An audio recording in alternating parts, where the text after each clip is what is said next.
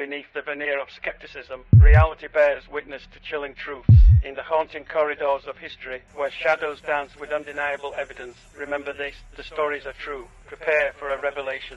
Where the supernatural is stripped of fiction, and the unknown is laid bare, are you ready to confront the undeniable? The stories are true, and the echoes of reality await.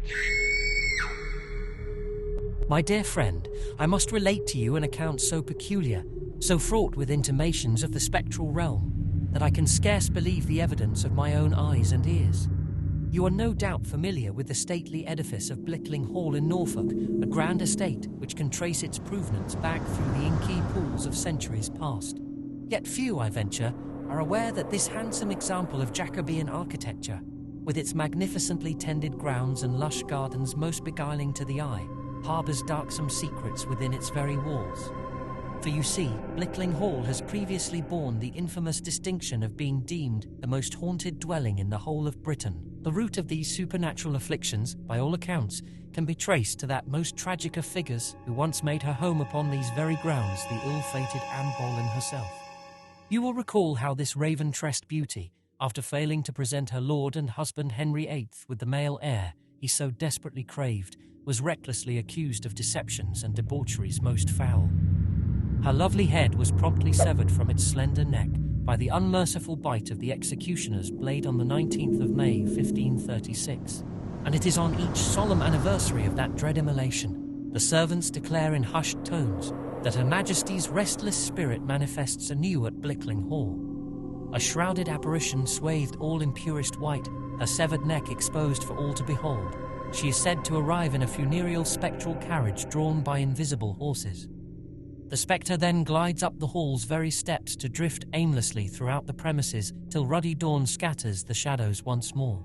But Anne's is not the only spectre said to haunt these corridors, my friend. For the former master of the estate, Sir Henry Hobart, having passed from this vale of tears in the 17th century from wounds sustained in a dastardly duel, is rumoured to linger on in grotesque unrest as well. One courageous groundskeeper confided to me that his faithful hound, a mastiff of stalwart pedigree, would ever refuse to set paw within the very bedchamber where the unfortunate baronet was laid to expire.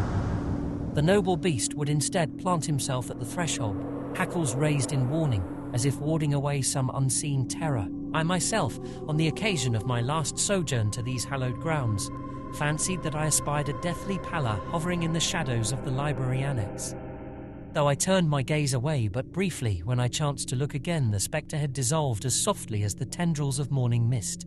So you see, my dear fellow, Blickling Hall clearly remains a retreat for the unquiet dead as well as the living.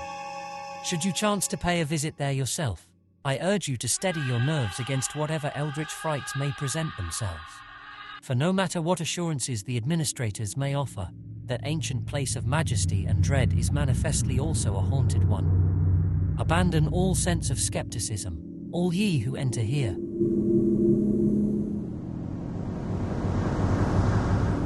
Thanks for joining us on this eerie adventure. If you enjoyed the chills, don't forget to subscribe.